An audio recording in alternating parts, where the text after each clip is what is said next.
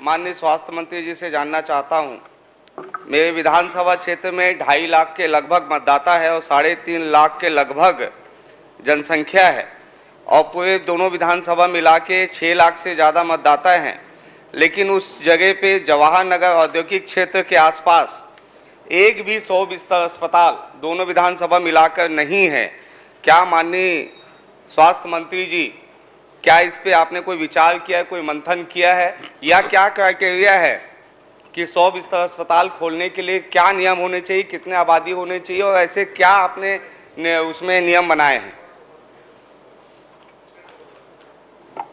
माननीय अध्यक्ष महोदय, माननीय सदस्य ने 100 बिस्तर हॉस्पिटल जवाहर नगर और औद्योगिक क्षेत्र में खोलने हेतु बातचीत की है।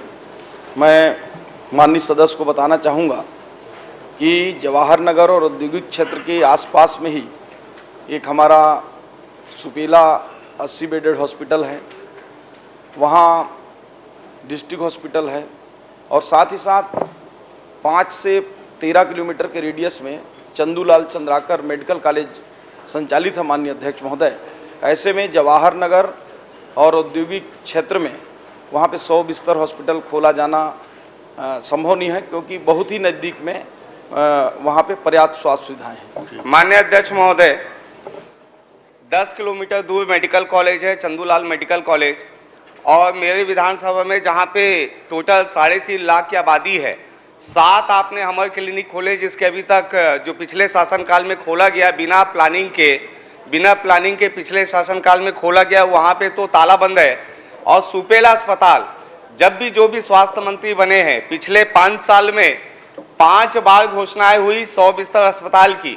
लाल बहादुर शास्त्री हॉस्पिटल सुपेला को ही आप 100 बिस्तर अस्पताल बना दीजिए, क्योंकि वहाँ की डिमांड है, और दोनों विधानसभा मिला के 6 लाख के लगभग आबादी है, उसमें एक भी 100 बिस्तर अस्पताल नहीं देना। क्या आपके विधानसभा में अगर ऐसी स्थिति होती तो क्या आप खोलते कि नहीं खोलते? ये क्या प्रश्न है? ये विषय बिल्कुल गलत तरीका है। माननीय मुख्यमंत्री जी पूरे प्रदेश को सामने रखकर योजना बनाते हैं, अपने विधानसभा या आपके विधानसभा को नहीं। एक उदाहरण देने का प्रयास किया था। प्रश्न में सम्मान झलकना चाहिए। प्रश्न करिए, कठोर से कठोर प्रश्न करिए, मगर विनम्रता भी रहे और उसमें सम्मान भी झलके। चलिए। माननीय अध्यक्ष महोदय, माननीय सदस्य की चिंता जायज़ है। मैं वहाँ सुपेला हॉस्पिटल भी 2 बार जा चुका हूँ और बहुत अच्छा हॉस्पिटल है। वहाँ पे पर्याप्त हमारे स्पेशलिस्ट डॉक्टर हैं। आईपीडी भी वहाँ 11,000 के ओपीडी 11,000 से ऊपर होती है साल में, और आईपीडी भी पर्याप्त होता है।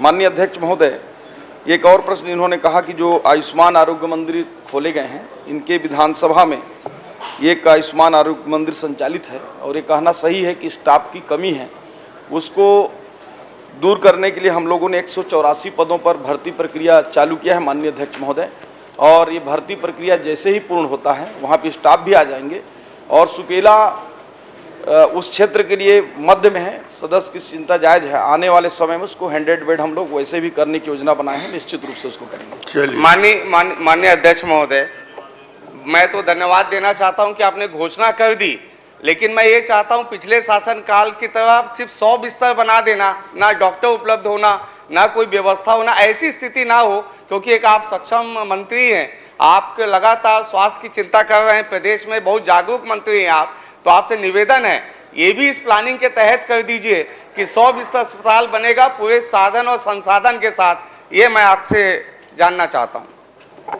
माननीय अध्यक्ष महोदय, जिस सुपेला की बात कर रहे हैं, मैं दौरे में खुद गया था, और पिछले समय में जो घटिया कंस्ट्रक्शन हो रहा था उसके खिलाफ मैंने वहाँ पे उसको छत को तुरंत तोड़ने के निर्देश भी दिया था, और तोड़ के फिर बनवाए, और उसमें जितनी भी और अतिरिक्त राशि का आवश्यकता था मैंने तत्काल उसको स्वीकृत भी किया था। माननीय अध्यक्ष महोदय, और मैं बता दूं वहाँ पे जो स्पेशलिस्ट हैं, ये 100 बेड जैसा ही अभी भी हम संचालित कर रहे हैं। माननीय अध्यक्ष महोदय, अभी तो 100 बेड है भी नहीं, फिर भी वहाँ आई स्पेशलिस्ट है, अस्थि रोग विशेषज्ञ है, जनरल मेडिसिन स्पेशलिस्ट हैं, स्त्री रोग विशेषज्ञ हैं, शिशु रोग विशेषज्ञ हैं, डेंटल विशेषज्ञ हैं, वहाँ पे ब्लड स्टोरेज यूनिट है। माननीय अध्यक्ष महोदय, गर्भवती महिलाओं के लिए सोनोग्राफी है, डिजिटल एक्सरे है। माननीय मंत्री जी, जब 100 बिस्तर का अस्पताल नहीं है तो इतनी पोस्टिंग क्यों है?